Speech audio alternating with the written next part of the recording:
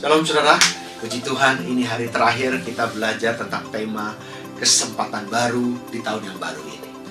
Belajar dari bangsa Israel yang gagal pada kesempatan pertama karena dosa pemberontakan hingga harus mengembara di padang gurun. Maka ada dua hal ya yang perlu kita perhatikan baik-baik ya hari ini. Yang pertama yaitu pertobatan. Dosa merupakan pemisah antara kita dengan Tuhan. Sebagai manusia, anak Tuhan memang masih bisa jatuh dalam dosa. Tapi bila kita terus-menerus tinggal dalam dosa, maka kita tak akan bisa mengerjakan kehendak Tuhan bagi hidup kita. Karena itu, mari secepatnya memohon pengampunan dan segera tinggalkan dosa-dosa kita.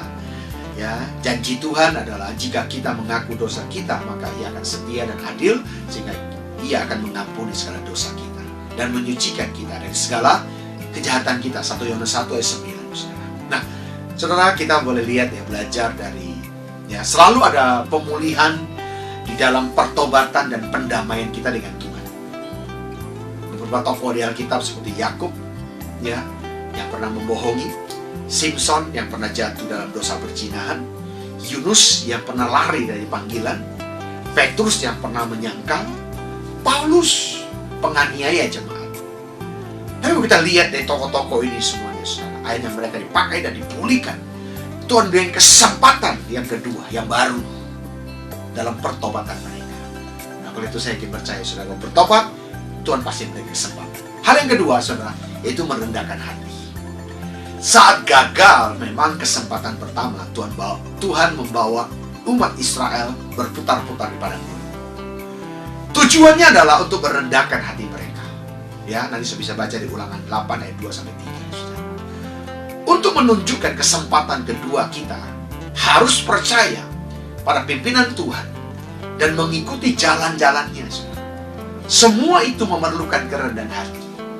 Sebab hanya orang yang rendah hatilah yang bersedia taat dan tunduk pada otoritas Tuhan. Makanya Mazmur katakan begini, Ia membimbing orang-orang yang rendah hati menurut hukum, dan Ia mengajarkan jalannya kepada orang-orang yang rendah hati. Mazmur 25 ayat 9. Dan saya berharap kita termasuk juga orang-orang yang rendah hati, sehingga kita bisa menuruti hukum-hukum Tuhan, dan Tuhan akan mengajarkan kita banyak hal dengan penuh kerendahan hati, dengan penuh pertobatan, tidak lagi memberontak terhadap Tuhan. Maka tanah perjanjian yang penuh susu dan madu akan menjadi bagian dari kehidupan kita di sepanjang tahun 2022 ini. Mari kita berdoa. Bapa, hamba berdoa berkati umat-umat-Mu yang mau taat, yang hidup dalam pertobatan, bahkan hidup dalam kerendahan hati. Kami tidak menyombongkan diri, kami tetap rendah hati di hadapan-Mu, dan kami terus menjaga sikap hati kami supaya tindakan-tindakan kami terus selalu benar di hadapan-Mu, sehingga Tuhan, tanah perjanjian yang Engkau sudah janjikan akan kami nikmati di dalam hidup kami pribadi dan pribadi di sepanjang tahun 2002 ini, Tuhan. Terima kasih Bapa, terpuji-puji nama-Mu. Berkati umat-umat-Mu dalam pekerjaannya, dalam usahanya, dalam studinya, apa saja dikerjakan oleh umat-umat-Mu, Engkau mau berikan berhasil dalam nama Yesus. Sukses menjadi bagian hidupnya, bahkan dengan kesehatan yang sempurna. Dalam nama Yesus kami sudah berdoa. Haleluya. Amin.